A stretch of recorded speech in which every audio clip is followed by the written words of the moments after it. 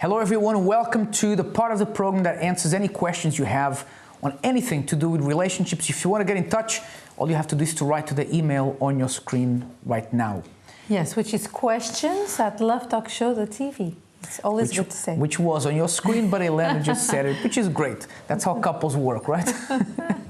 Also, you can send us your questions to our Facebook page. Now, yes.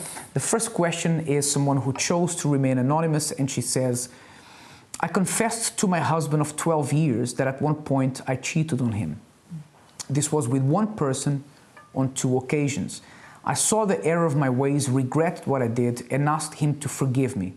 I love my husband very much and want to save my marriage, but he took his things and left.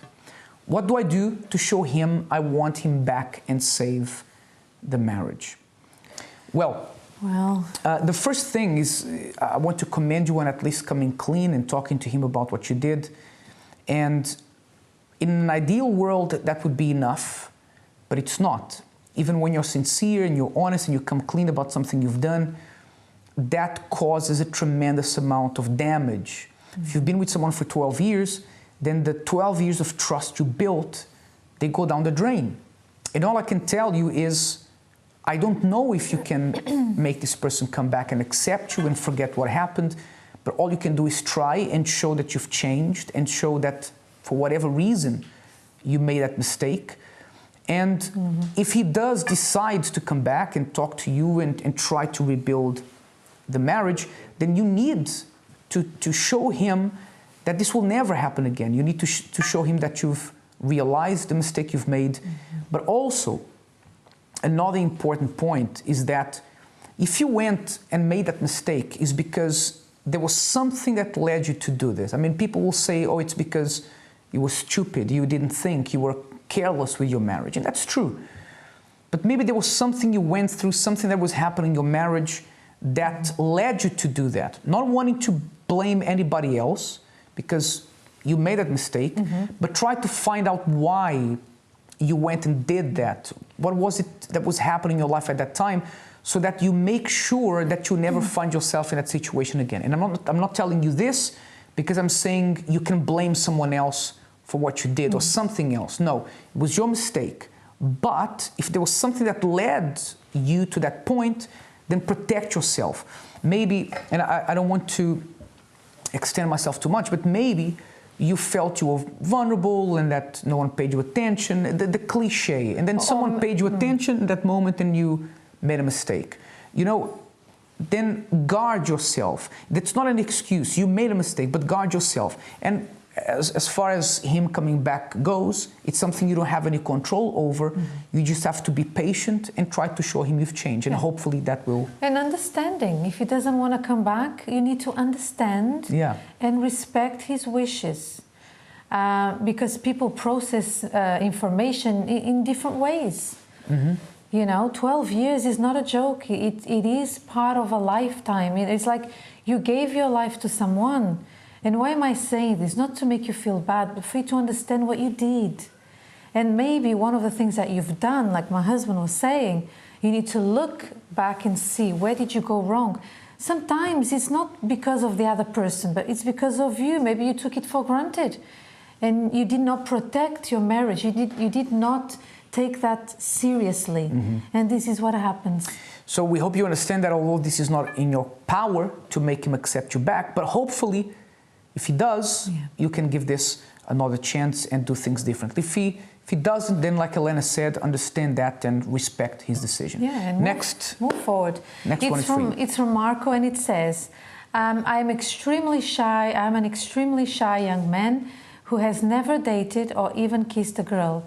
I completely freeze in fear, even if I even think of approaching a girl.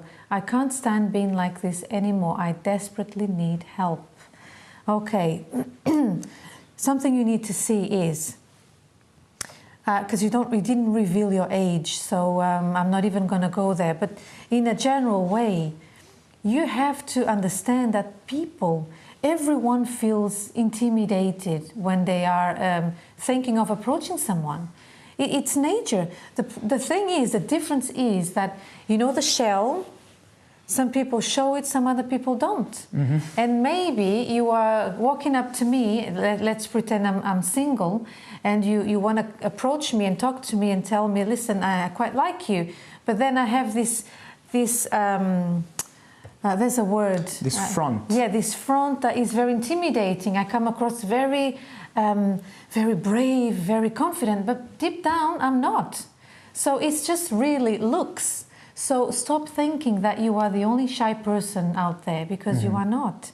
You are just like everyone else. Everyone feels the butterflies in the stomach, you know, feeling nervous.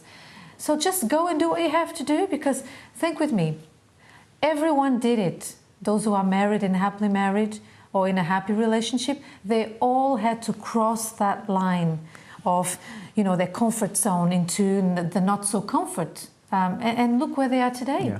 Yeah. It does pay off. And the interesting thing about when you're afraid to do something is that sometimes the best way to overcome fear, and you probably have heard this, that the best way to overcome fear is to do what you're afraid to do. But sometimes it pays to do things in steps. So if you're afraid to talk to people of the opposite sex, you know, start by sitting close to someone. Sit close to them. You know, let the person be the one who perhaps will start a conversation with you. You know, next week you try to do something slightly different and talk to someone, say, you know, ask them for the time. Just make sure you don't have a watch on you, okay, when you ask the time. Because then you're going to look really silly. It's going to look really silly. But, you know, take little steps, and I think you'll get to a point, once you see that there's nothing really to be afraid of, then your fear is going to go. And I think when we do something new that we haven't done before, and you've never dated, you've never kissed anyone, there's always that element of fear. But there's no way you're going to overcome this if you don't even try. Yeah. Have a go. You'll see that you'll surprise yourself at how well you'll cope with it. Yeah, and maybe you watch all these YouTube channels, YouTube videos out there that say to you, oh, you know, you are a man, the best place to get a girl is a nightclub, or not necessarily, no, I don't think it is at all anyway.